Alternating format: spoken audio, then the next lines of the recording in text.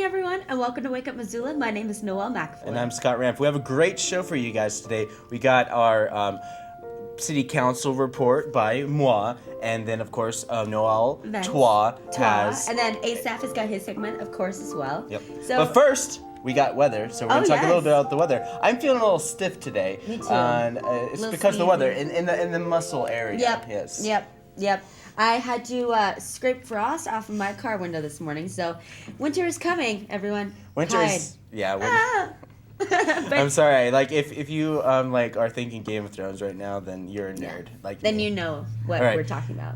Let's take a look at our weather. It is freezing fog outside, so you have to be a little bit careful out there because fog is freezing. Yeah. So anyways, it's about 30 degrees outside.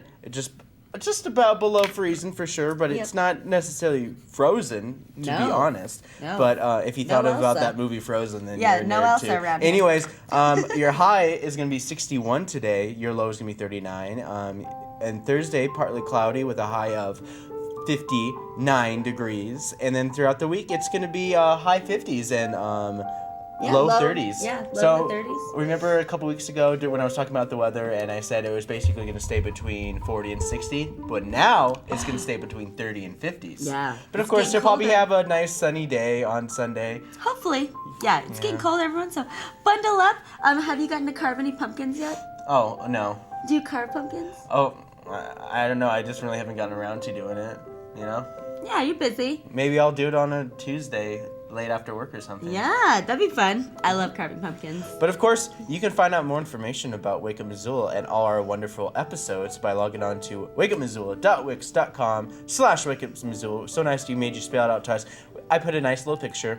It looks picture really that good. We took that Lori, our very own Lori Hudak, took of us holding our little sign. But of course, you can't really see the gingerbread house because there's that little YouTube play button. It says MCAT, but though. it really totally says MCAT, but it's from Taste Buds Kitchen. Yeah. You guys can check out the cooking segment. Yes. On our webpage right here, and you can see past interviews and the official Flagship Friday video of the week, which will change this Friday. Yes, and I'm will. Excited to show you this Friday's Flagship Friday because I made a great video. Did you? Yes. But of course, we'll post everything that we do on our Facebook page. And you guys can check out that cute little picture of Scott and I on our Facebook page. You can like Wake Up Missoula on Twitter. You can like MCAT on Twitter. You can like Missoula Community Access Television on Facebook, as well as go to mcat.org to find out more information about us. But also, you can sign up in our Stop Animation Drop-In. You simply click the link, and then you can learn out more information. It's really simple. Just come here between 1 and 5. It's for ages 9 to 13, roughly, and it's $10 per drop-in. So it's like you're babysitting kids, but they get to learn how to do some cool stop animation with Legos, Play-Doh, and whiteboards. It's a lot of fun. But that's enough. It started last Saturday, and is now from here on out for the foreseeable future, except for holiday weekends. Festival of the Book happened a couple months, month or so back. Enough time to pass, so now we were showing programs from the Festival of the Book. But this one's a little more special because it's Tell Us Something. Oh, great! Yeah. And here is Tell Us Something, stories and all sorts of great stuff from the Festival of the Book, or it's Montana Book Festival. That's what it's called now. It's not called Festival of the Book. It's called Montana Book Fest. So perfect. Here is a little tease of what you guys can see on Late Night MCAT. Normally these are at the Top Hat and everybody's drinking. So I want everybody to just take a moment and pretend like you've been drinking for the last 45 minutes, okay? Some of us have been.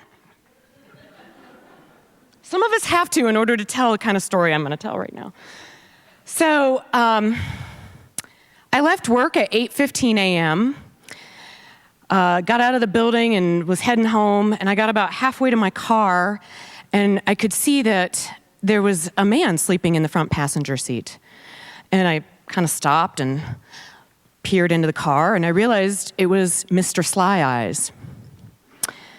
And I was totally exhausted and sweaty, and I was reeking of donuts, and I was covered in powdered sugar, and I immediately started fretting about having worn the wrong underwear.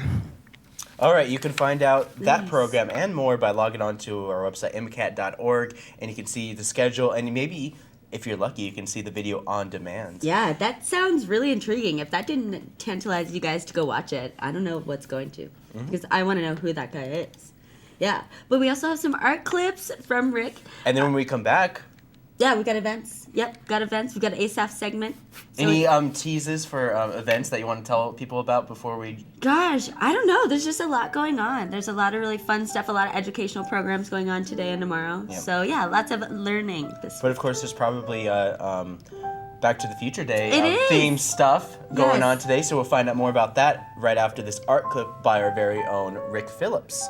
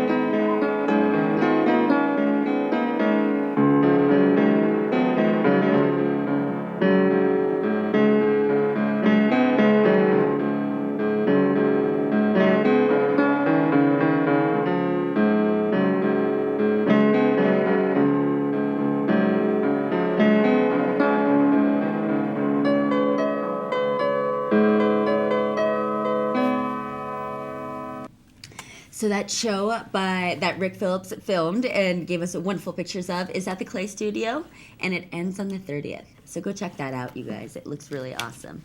We've got some events going on for today. So starting at 11 a.m. this morning is chromatography and brain games over at Spectrum Discovery Area. And then from 11 to 12 is Science Sprouts, and they're going to be learning about bones. Missoula Insectarium has got Little Bugs Toddler Time. It's for ages 3 to 5, and it's introducing them to the wonderful world of insects and their relatives. And they learn through story time, hands-on interactions, and fun games. Middle School Writers is over at the Missoula Public Library starting at 3:30. This is a writing group for grades 6 through 9. And so it's just to get and give good feedback and play with words and eat some chocolate. There's a teen art workshop with Steve Gluckert at the Missoula Art Museum at 4 p.m. All materials, pizza, and snacks are provided. It's from 4 to 6. It's free. And so Steve Gluckert is just demonstrating his skill at making art with movable parts. So he's going to create a low-relief sculpture with moving components using the concept of motion and counter motion. There's a Sugar Skull workshop over at the Zootown Arts Community Center starting at 4 p.m. So the Sugar Skulls represent a departed soul, and they're usually the very decorated skulls that you see around the Day of the Dead time. So it's something sweet for something meek. Something sweet or something what? Something sweet for something meek. Yeah. I guess. Something like that. That sounds good, yeah. But of course, sweet for something... Sweet for meek. Yeah. I'm not sure. We're terrible But of writers. course, Dia de los Muertos is coming up. It's from the 31st through November 2nd, so it's a 3-day thing. And of course, there's the parade that's probably happening on that Sunday. Yeah, pretty and sure. MCAT will get that. Yes. We'll give you great stuff. Are you going to go on the roof again this Oh, year? yeah, of course. I love going on the roof. Roof is the best. Yeah, like I just like to call my Best friends view. and like, hey man, we're gonna go on the roof. I was like, are you sure? It's like, I yeah can man, see I'm ya. not gonna jump off the roof. Don't worry about me. I just want to go on the roof and film things. But that kind of feels kind of weird. It's like, oh, I'm filming the parade. It's like parade. It's like you didn't know about the parade, and then it's out with the whole thing. And then that's about how it goes. Yeah, and you're like, okay, always bye. how it goes. And it's like I have it down to a science now. Well, you guys, you heard it here.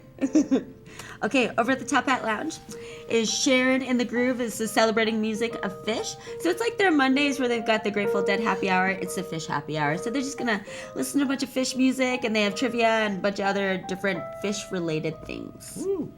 Yeah. Then over at the Missoula Art Museum, this is for members only. This is a member event. Meet the curator.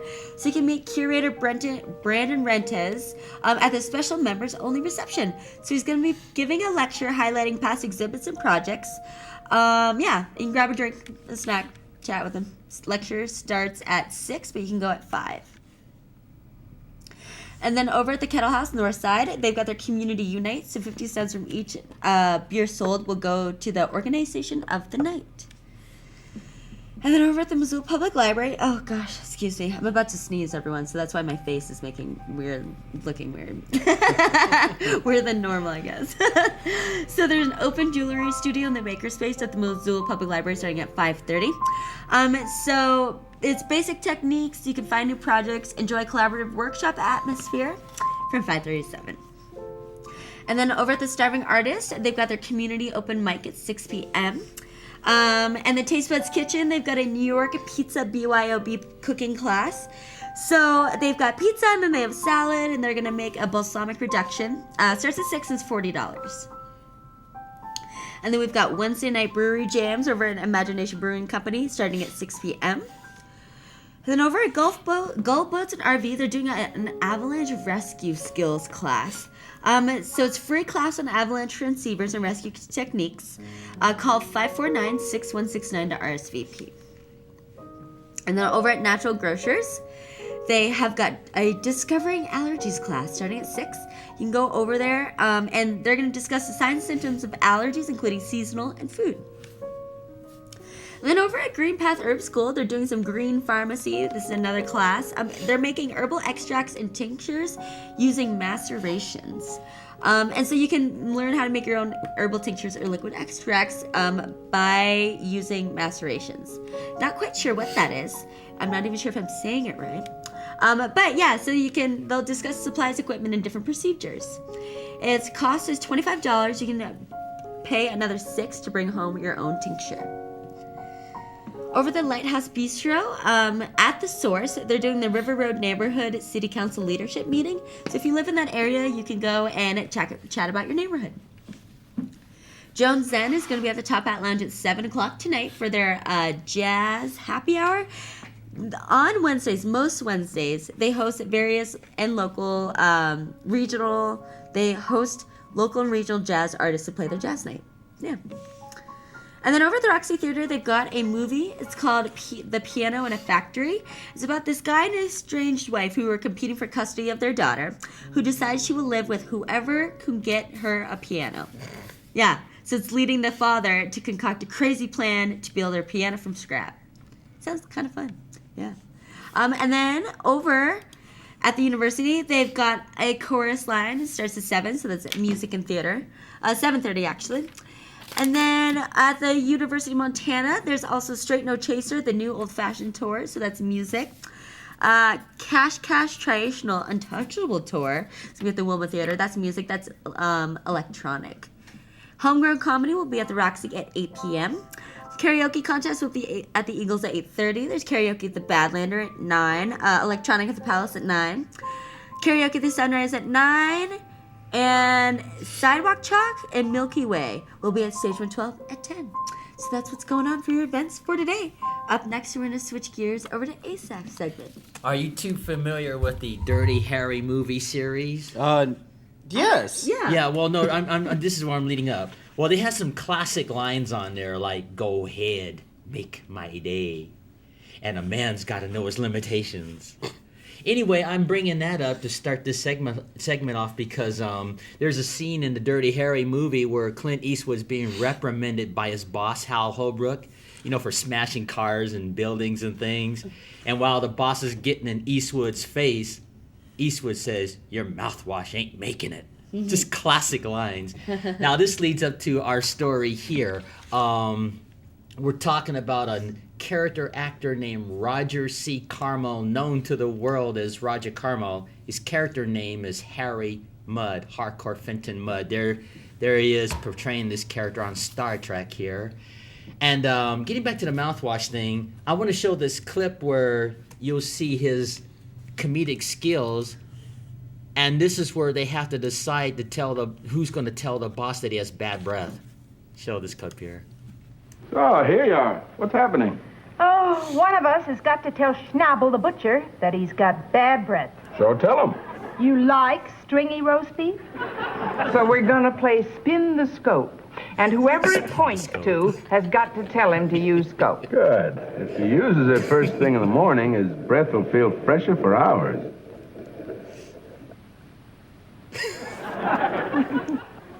Best 2 out of 3. This blonde-haired actress, that was Eve Arden, and the other actress was Kay Ballard.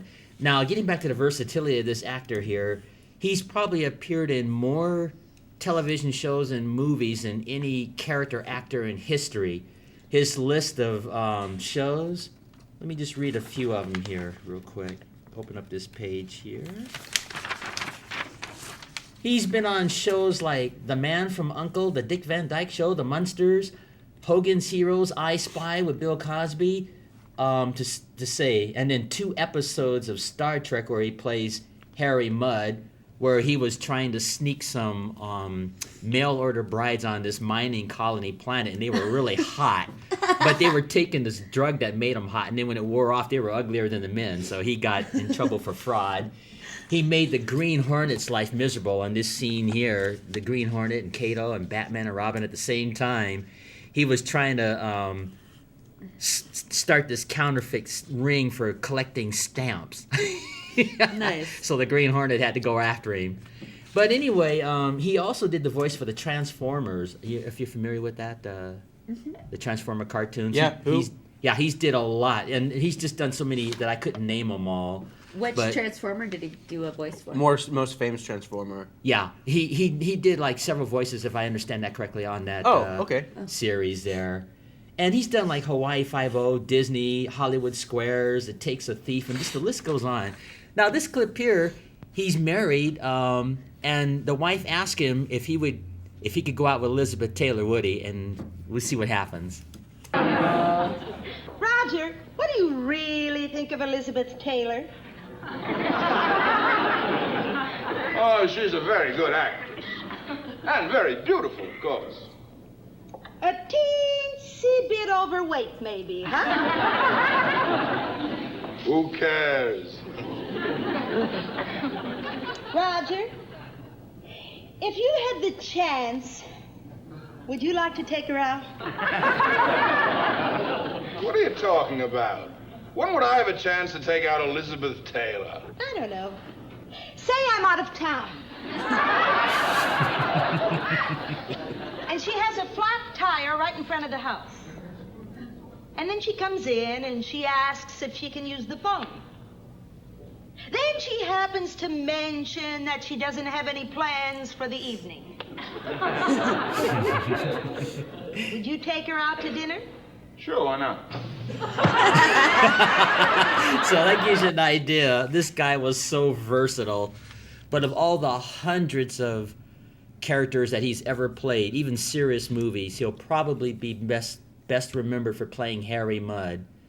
And as a form of punishment, Captain Kirk and Mr. Spock built 500 replicas of his nagging wife for taking over the ship. Oh, how funny. So I'll end it on that right there. Nice. That's very funny. Thanks, Asaph. Sure. That was Musical Notes with Asaph Adonai. And also, you should never ask your significant other if they would take out. I mean, if they had no plans, I would have suggested, well, you can look at MissoulaEvents.net right now. Great segue, Scott. I know. Am I just that wonderful? All right. So this is what's going on tomorrow, everyone. And so Spectrum Discovery Area, their Discovery Bunch is proper use of water, and their brain lab is, did you hear that? It starts at 11. No, I did not hear that. Scott's closing his ears. Yeah. I don't know. We're really cheesy this morning, but it's like bad cheesy. It's not funny cheesy. It's kind of what I've noticed. So over at the Missoula Public Library, they've got a tour of the public library. As you guys may have heard, the library is getting updated. They're trying to move into a new space, hopefully in the next few years, under which MCAT will be, hopefully as well. So they're doing monthly tours so that community leaders and the general public can learn more about the vision for a new library building. You can sign up and go by calling 493-4281. There's drop-in computer help time at the Missoula Public Library at 2 p.m. 2 to 3, no reservation is needed, and it's drop-in time for general questions on computer programs and devices. Over at the Zootown Arts Community Center is their Fall Frenzy after-school art camp. It starts at 2:30. It's $90 or $80. Bless you. Oh, goodness. Excuse me. I've been waiting for that. I'm sorry, everyone. Intermission. Okay. Oh, man. Excuse me. So, over at the Zootown Arts Community Center is their Fall Frenzy After School Art Camp starting at 2:30, $90 or $80 for members. Oh yeah, and they pretty much just do all things fall. Yeah. And then over at the Missoula Insectarium is Spidercraft starting at 3 p.m. This is every Thursday in October. They're going to feature a new and fun craft that helps visitors better understand the world of spiders. And then at 3:30, they're going to feed the Rosie, the Chilean rose hair tarantula. Yeah, every day at 3:30. Every Thursday at 3:30, they feed her. So you can watch the live feeding and learn more about spiders and their hunting and eating habits. Wow. Which, that's pretty sweet. Yeah, it's really cool. We've got Lego Club over at the Missoula Public Library starting at 3:30. And then the Clay Studio, we have ceramics for ages 9 through 12 at 3:30. And students will focus on a variety of hand-building products, creating functional and sculptural forms, and also be able to try out the potter's wheel. We got a downtown drop-in wine tasting at La Grata Bella at 5. Cost is $10. You can pay it at the Old Post Pub. It's a minimum of 4 wines and a different theme each week. Over at the Florence Hotel, they're having a Bear Bait Dance Autumn Art Gala. Bear Bait Dance is celebrating its 5th season in Missoula, so they're doing their annual Autumn Art Gala. And so they're hosting an evening of live dance performances, music, and a silent auction. 10 visual pieces were chosen as inspiration for new dances choreographed by the company, which will be performed throughout the evening. Haunted Hollow starts at the Carousel for Missoula at 6 p.m. This is for little ones under 12 to enjoy. Caroline Keyes and Jeff Turman will be at Draftworks Brewing Company at 6 p.m. And then over at the Zootown Arts Community Center, they're having their Shrine Building 2 workshop at 6 p.m. And so they're discussing the process of working through emotions through art, offered in 2 parts to accommodate workers in need of more time to complete their shrine and extend their work time, but newcomers are also welcome. So call 549-7555. And then we've got a poetry slam at E3 Convergence Gallery starting at 7:30. It says their first ever poetry slam. It'll be emceed by someone. And yeah, they just need some people to come over and do some poetry. Cool. Also, this is the music stuff that's going on for tonight. So we've got open mic at the Eagles at 8:30. Open mic at the Broadway at 9. Dead Hipster at the Badlander at 9. Karaoke at the Dark Horse at 9. Crawford Brothers Band and Sunrise Saloon at 9. Ted Ness and the Rusty Nails at Top Hat Lounge at 9:30. And Corporate Defiance at the Lucky Strike Bar and Casino at 10. So check out MissoulaEvents.net, the newspaper, the Independent, or the University of Montana website for the rest of your events happening in Missoula. There's lots of things going on every single day, and what I talk about is usually just like an overview. It's not every single thing. So there's lots of other things going on. There's a lot of things. Yeah, always. And of course, it is Back to the Future Day. It is. And there's a bunch of, watch out for trivia. Is there? Like, there's a bunch of I'm trivia sure nights there is. happening across the town. Yep. And they have Back to the Future themed trivia happening tonight as well. At 7:28 tonight is the time when Marty McFly came to the future. So 11 hours from now. Yes. So, you guys, 7:28 tonight. Make sure you just celebrate. Yeah. Set your clocks, because I'm going to be at Caboa, the County Board of Adjustments. Caboa! Just saying. And speaking of City Council, Monday was an interesting City Council turn to this camera. Oh. Hey, guys, I just want to tell you that this is going to be a lot of public comment, and this is a 4 hour and 10-minute meeting, and I try to find a lot of the great quotes that'll best, reflect the word I'm using, the people of Missoula and the organizations that represent both sides of the argument. But first, there is some issues that have been going on here, not just the gun control issue, but also it's not a gun control issue, it's a gun ordinance but I'll explain that a little bit later. But I think the one thing that was brought up was some people's tax fatigue, I want to say, because that was one of the sexy words that people have been using nowadays to describe a lot of these bonds. You have the school bond, you have the Fort Missoula Regional Park, you have a lot of new projects that are upcoming, and this is Wes Upheld, and he's criticizing the MCPS school system. So, And I'm here to tell you I'm disappointed in your support for the high school bond issue. There's at least one member on the council that can read. Thank you, Adam. The only ones that I have found voting for that bond issue are people with too much money or not informed. And I'm here to inform all of the rest of you about some of the issues involved with that high school bond issue. Now, some of you may have gone to Hellgate High School. Some of you may have students there. I started there in 1960. And I teach there right now, and I've been there for the last 6 years. I've talked to at least 15 students, and they all say, what are they doing? We didn't know that. Leave the library where it is. I talked to 5 students today, and they said what they're doing is completely wrong, unnecessary. Okay, what are they doing? How many of you know what they're doing at Hellgate High School? It's in the paper here, but the paper doesn't explain it all. They only tell you what they want you to hear. It's like, of course, Wes Upheld also explains a little more about the overall change that's going on with Hellgate High School, thus if the bond gets passed. But of course, here is our next guy. This is our very own libertarian, Mike Fellows, talking more about the how the system of government is wrong and we should stop taxing people. Are we taxed enough already? Well, most of us are. This year's election will increase taxes once again. Of course, the schools are asking for $158 million from us, the taxpayers, and in most cases, you would pay an extra $200 for schools on top of what they already received from us.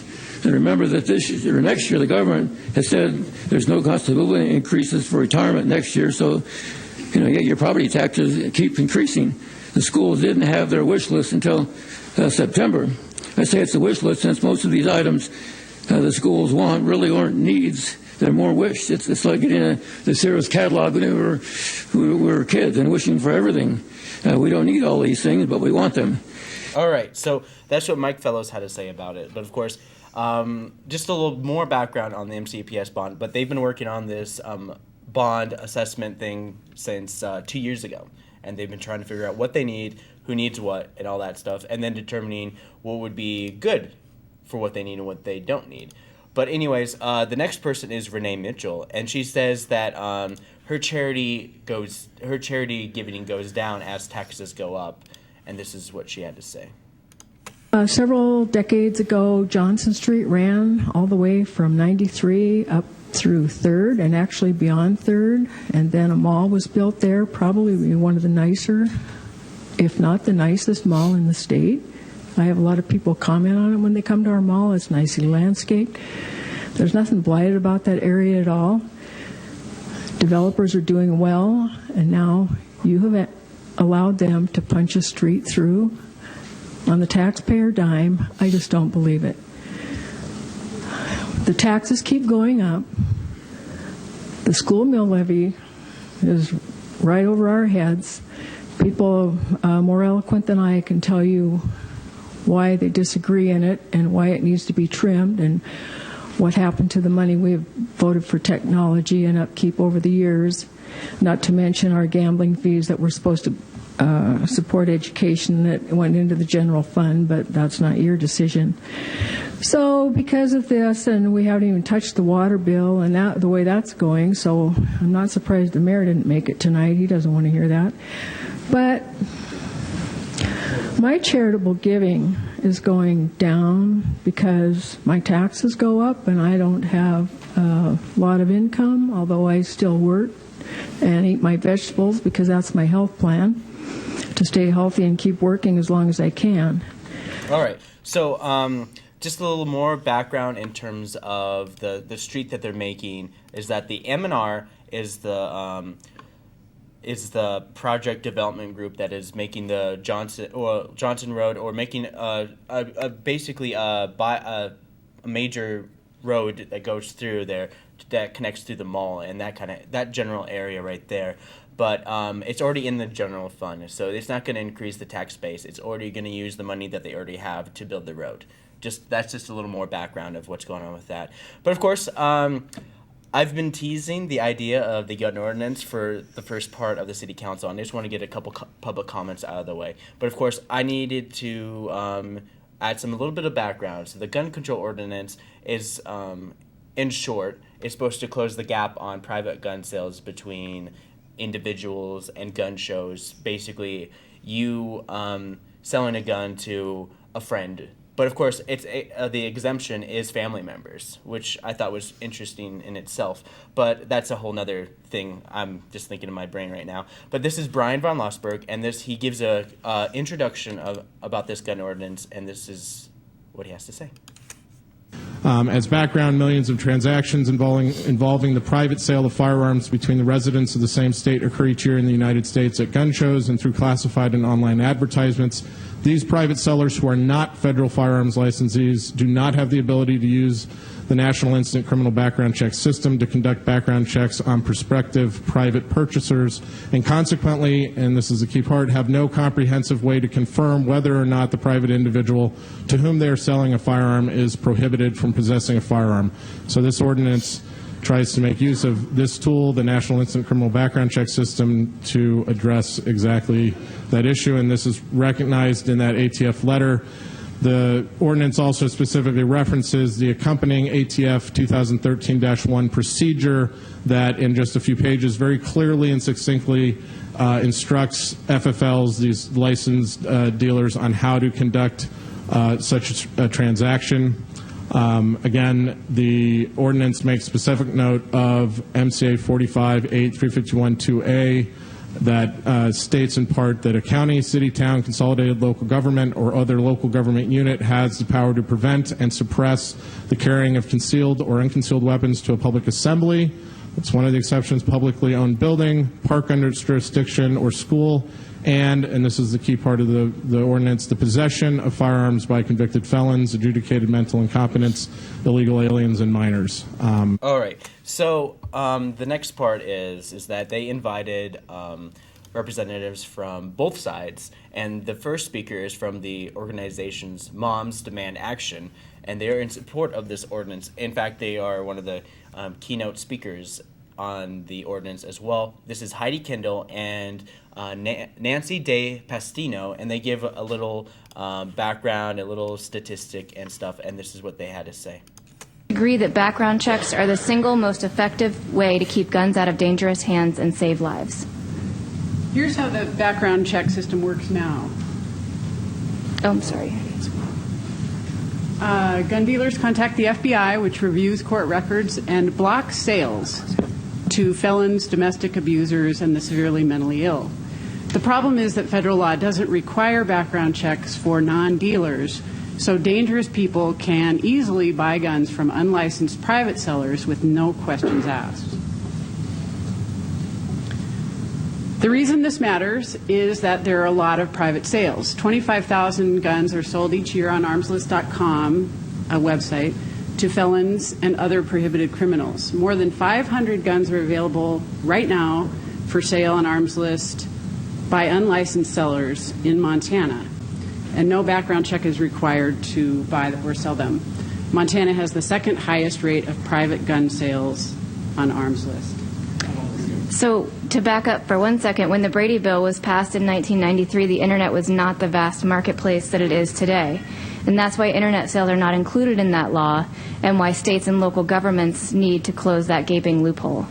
You can go on Arms List right now and see at least 15 pages of listings of private gun sales in Missoula. And background checks are not complicated. The way they would work under this ordinance is that private sellers and buyers would meet at a dealer who runs the background check, the same one they run on their own buyers now.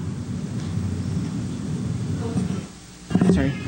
Okay, so they kind of give a brief run through. You can watch the whole. They give about 5 minutes for either side to give their own presentations. And this is, I split this into two different quotes, but this is, this guy is from all the way from California. He represents the National Rifle Association, and he's a rep. And so he's Brian Judy, and he's presented his con argument towards this Missoula ordinance, and this is what he had to say. The Missoulian editorial in opposition to this proposed ordinance hit the nail on the head when they said that every heart in America aches when a tragedy occurs like the one that happened in Oregon. I know that I'm speaking on behalf of the 1,500 NRA members who live here in Missoula, all the NRA members in Montana and across the country when I say that our hearts go out to the victims of this unspeakable evil and to the families of the victims. But along with the empathy that I feel for the victims, I also feel tremendous disappointment that these tragedies are consistently exploited to push an anti-gun political agenda, especially an agenda with no relation to these incidents. You see, the killer in Oregon purchased his firearm from a licensed dealer after undergoing a background check. All right, so that was his first part of his argument, and the next part of his argument is basically him picketing at some of the statistics that the Moms Demand Action presented, and this is what he had to say. They also just testified that background checks work in stating that 2.4 million, I think it was, gun sales to dangerous people have been blocked since 1998. This statement's misleading and inaccurate. Actually, a significant chunk of those preliminary denials were ultimately approved upon further research. What commonly happens is the check is made and the prospective purchaser has the same name as another person with a criminal record. Once the confusion's straightened out, the sale's eventually approved. Aside from that, there's negligible enforcement. The background checks currently in place are not being enforced. Another study and report from the Department of Justice bears this out. Looking at 2010 numbers, there were 76,000 NICS checks that were denied. Of those, only 4,700 were referred for additional investigation. Of those, 62 were referred for consideration by prosecutors. 13 resulted in convictions. 13 convictions out of 76,000 denials.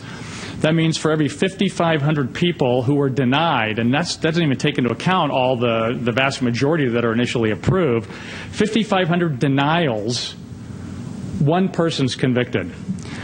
All right, so that was his statistical argument against them. Of course, our next little thing that we have, I do want to talk about. There's the presentations. You can see the full presentations on the City of Missoula's website, ca.missoula.mt.us. I'll show you the website a little bit later, but I want to get through this because we're not even at public comment yet, and public comment is the lick. Yeah. I just got to say it because the public comment was like the funnest part of this meeting, and I just love doing it. And I know I sound completely biased, and it sounds like completely awful to say this, but it's good television. It's great television. I agree. I couldn't But agree of course, they had a brief 5-minute recess to kind of because some people were given some outbursts just before the public comment, because the first hour there was public comment on non-agenda items, and this basically held a lot of people there. There were a lot of people in that room. It was getting really hot. It was overflow, a lot of issues with that. And of course, Marty Rabine, she kicks off this little meeting about how many people in Missoula actually support it and how many people who did not want to basically say where they're from. Like, they're from Missoula, but they didn't want to say they're from Missoula technically because they wanted to protect their gun rights and stuff. But this is what Marty Rabine's statistics on the support of this ordinance in Missoula and Missoula County areas around. One comments that were in support of the ordinance from inside the city. That represents 36% of the support. Outside of the city, we had 207 comments in support of the ordinance for 62% of the support, and then 8 of them, or 2%, we could not tell. For opposition inside of the city limits, we had 34 comments that we received inside of the city limits that were opposed to the ordinance, which is 43% of the total opposition that we'd received as of 5 o'clock tonight. We had 1 person comment from outside the city, or 1%, that was opposed to the ordinance, and then we had 44 folks who did not identify their location to us, representing about 56% of the opposition. And then here my final slide is, so as of 5 o'clock tonight, my office has received 336 comments in support of the ordinance. It looks like we have the percentages flip-flopped on the slide here. That should be 81% in favor and 79 comments, or 19% in opposition to the ordinance. And that concludes my staff report. I am available back at the desk if you have any questions. And all right. So that was her little, basically kind of give an overview of what we're going to be seeing tonight. And our very first person that we're going to see right now is, this is Father Jim Hogan, and he's going to reflect about how he is in favor of this ordinance. And this is what... The opportunity for you to invite this diversity of opinion to come and address this issue is really important. I find myself amazed. After every gun killing in the country, the same thing happens. TV gets all excited. People talk about getting better first responders, police in schools, arming teachers. And then it disappears, and then it happens again. The NRA has a great slogan, guns do not kill people, and that's 100% correct. But it's only the first half of a complex sentence. Guns do not kill people, but people use guns to kill people. And so this ordinance is really about protecting life. It's not about anything else. Any effort to protect life is something that I'm concerned about. All right. So that's what he had to say about that. I'm just going to breeze through a lot of these public comments. Our next person is Jean Larson, and she is a supporter of this ordinance as well. Our guns more than we love our children. Do we love our guns more than we love our neighbors? Apparently so. Without common sense gun control, our nation has witnessed nearly 1 school shooting each week since Sandy Hook. And this year, Montana has already suffered the greatest number of domestic violence deaths on record. 76% of them committed with guns. This has got to stop, and we can start right here. Gun advocates might reference the Second Amendment. I want to reference the Second Commandment. As Jesus has it when he summarized all the law and the prophets, he said, love the Lord your God with all your heart and soul and might, and love your neighbor as yourself. And I want to reference... All right. So that comment goes on a little more, but that's what she had to say about that. Our next public comment is Pamela Owen, and she's the Montana chapter of Moms Demand Action, and she brought a petition about people in support of this ordinance. Here are over 1,200 signatures from Montanans with more than 840 Missoula residents. These are people who live here, who want this. Not an NRA lobbyist, not those running for elected office, and certainly not our Washington politicians, but people from this community who this ordinance will protect. This shows community support for you, and that the community believes we need to take this very basic step to make our residents safer from gun. All right. So there's her little public comment, and our next public comment is Ty Marbut, and he is against this ordinance, and this is what he had to say. Father sent me with a message which I'll paraphrase. Gary Marbett is probably the primary expert on crafting firearms policy in Montana. He literally wrote the book, Gun Laws of Montana. He also personally wrote dozens of the laws cataloged in that book, at least as they were submitted to the Montana legislature. In addition, he's a veteran Montana firearms instructor and has graduated thousands of students on firearms instruction and safety courses in this community. And finally, he's accepted as an expert witness in state and federal court on firearms safety issues. He would like to directly offer assistance to the city government in crafting workable and effective programs to genuinely improve community safety. Now, I, and the membership of the Montana Shooting Sports Association oppose this proposed ordinance. I'd like to add my own thoughts on this matter. I believe that the city of Missoula is capable of more holistic, more community-oriented approaches to the issue of violent crime than this one, which would be more appropriate in this community. I believe it's necessary, or that it will be necessary, for the city of Missoula to rework or scrap this ordinance after it's struck in court for violating the state preemption law, which I believe some other folks may have been discussing earlier. I believe there are some serious privacy issues with the current background check system, and that ordinances which would require background checks are truthfully intended to register and catalog firearms owners. And finally,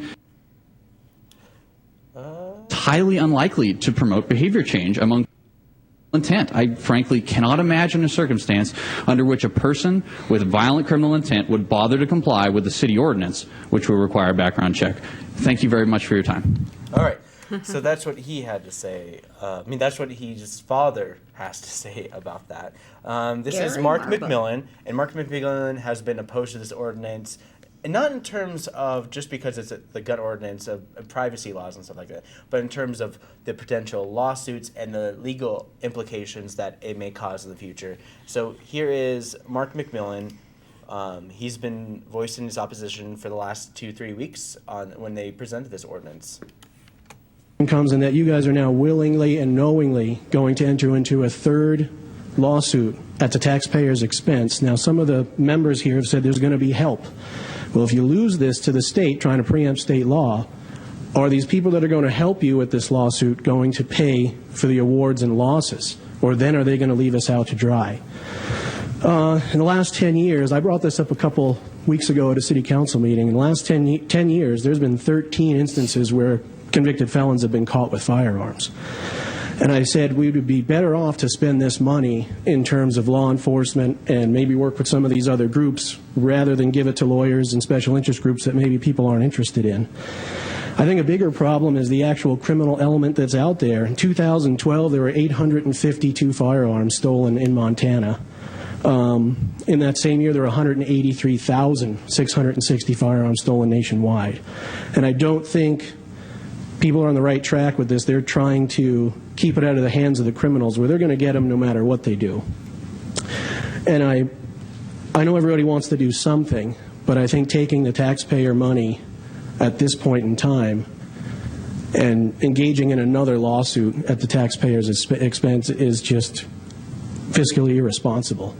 I'd like to see the city work with some of these other groups if they're going to spend money to try to make a measurable and effective difference in society, if we can do. All right, so that was his argument.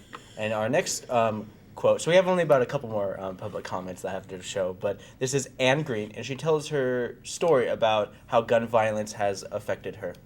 While I was riding my bike on the South Avenue bike trail, I was shot in the leg at close range by a young teenage boy in a passing car. All 4 boys in the car were minors. The gun belonged to someone else, and so did the car. There was no trial, and I never met any of my assailants. I've been dealing with the health issues that resulted from the shooting ever since, and will do so the rest of my life. My experience became a statistic, just like the experiences of the 9,000 people in the U.S. who have been killed and the 20,000 people who have been injured by gun violence so far this year. Research shows that expanding background checks. Just give it a little time.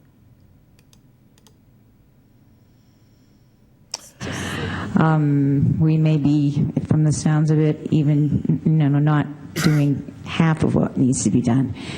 But if the City Council adopts this ordinance, we all will be voicing our concern for these victims like me and taking a small but important step toward a safe city, state, and country.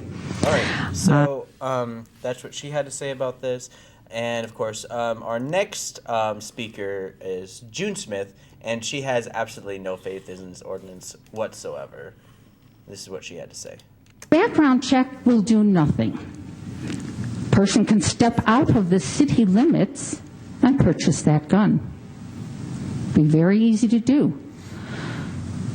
So as Shakespeare would say, this is an act full of sound and fury, signifying nothing. All right, so that was her short little quote, but of course she had a lot more to say. This is another voice in opposition that particularly calls out some of the members of the city council, and this is Aaron Lees. First and foremost, I guess that most of you have probably already made up your mind, regardless of what everybody says here. Marilyn Marler, Brian Von Lossberg, and Emily Bentley, you three are traitors to this country, and you're committing treason. You guys use some of the statistics about how Montana has some of the highest suicide rates in the state or whatever, and I'd like to present to you the fact of how many veterans live in this state. You guys don't ever do nothing for us. All right, so that was Aaron Lees, and our next, I think this is the last one that I'm going to use for the public comment. There was a lot of voices for sure, and this is the last one. This is Nicole Henningfeld, and she doesn't like either side. She doesn't like either side. But this is her argument in terms of this ordinance in general. Don't like most of the arguments that I've heard from either side. This is about the government being in private citizens' private lives. It's not your place to tell me what to do, what I can buy, where I can go. I understand that bad things will happen to good people. That's life. That's nature. But you need to trust us good guys that we will be there to catch you when bad things happen. All right. So that's what she had to say about that. But that wraps up all my videos in terms of this gun ordinance policy. And of course, this was just a public hearing, and it's definitely going back to committee. There's a lot more work they have to be done on as well. But without further ado, we will forego the rest of the comments, and you can find out because it began to show a pattern of, for, against, anti-government, you're doing a good job, that kind of thing. It went a lot. There was a lot of back and forth with this, and I know emotions were high, and you got to ask yourself: is this something that should be a government enforced issue, or is this something that has to be a moral issue? But regardless of which side is which, gun violence exists. Some people believe that whether or not you want to accept that, great. And there's people who do not want to accept that, people who want to believe that there's a way we can prevent any of these kind of things from happening.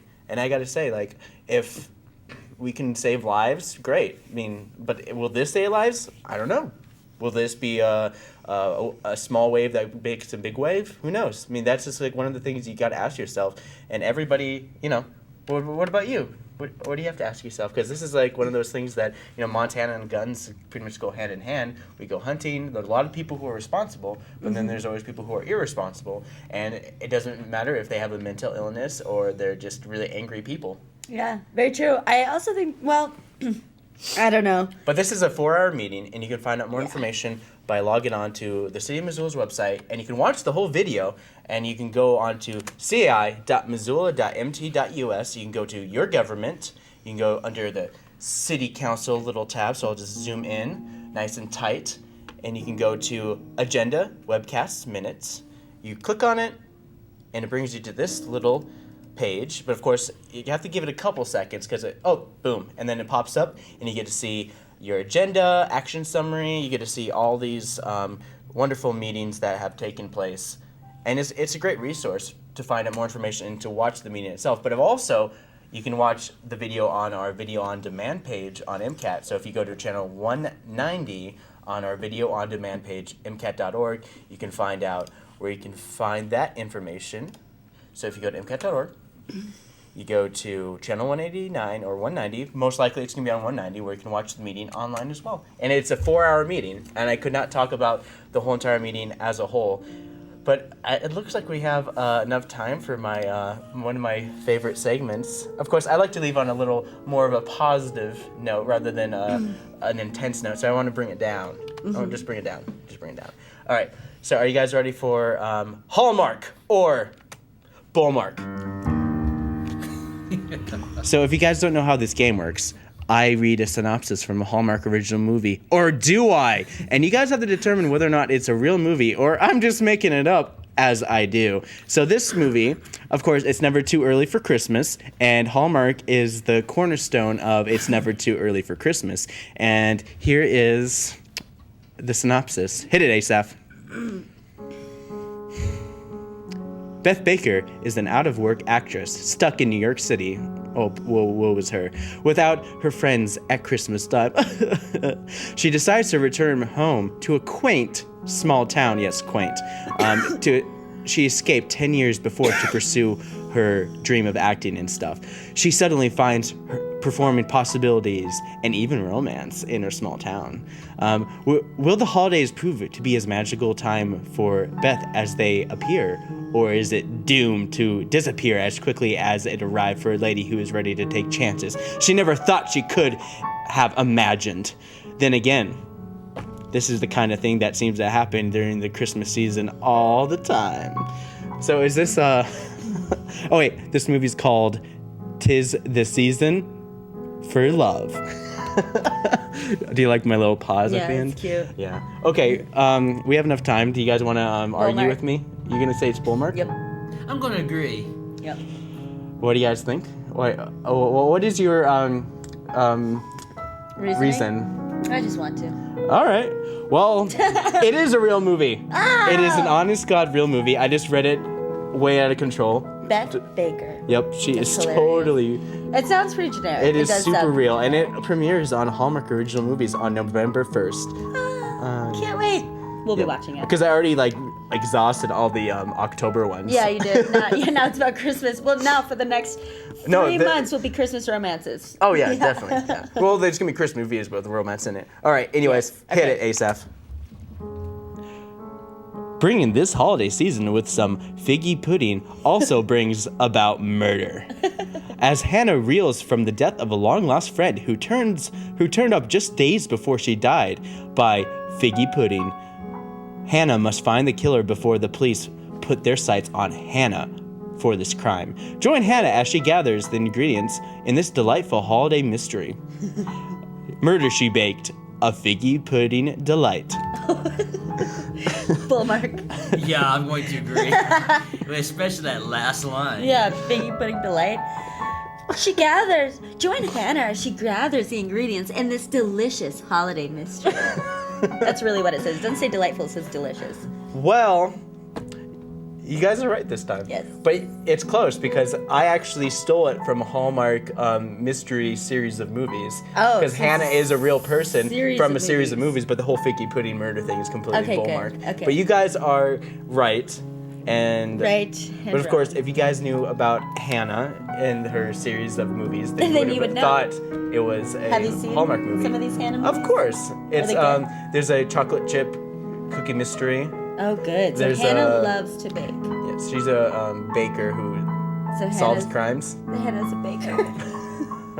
Who solves crimes. I can see her going to police academy and Yeah. just baking all the time. Yeah. And then it's this is really good. You should go into business. It's good idea. And then she stopped being a detective and started baking. And then a mystery just happens to come to her. Yeah. Maybe they should just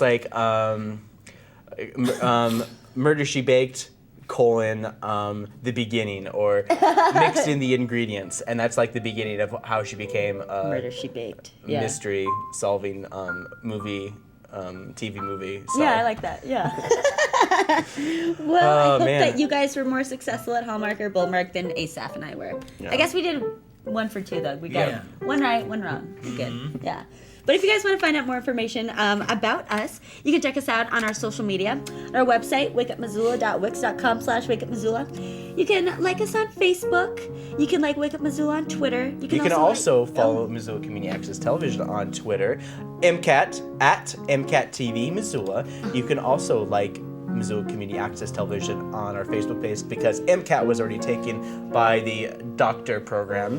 And of course, you can always log on to MCAT.org to find out more information about our Do It in 72 that's happening this weekend, this Saturday at 7 p.m. with the premiere of all the movies that were made 2 weekends ago. It's just great and wonderful. But I just want to say thank you all for joining me. And I'm sorry I cut you off like Asaph, like right there on the camera. Oh.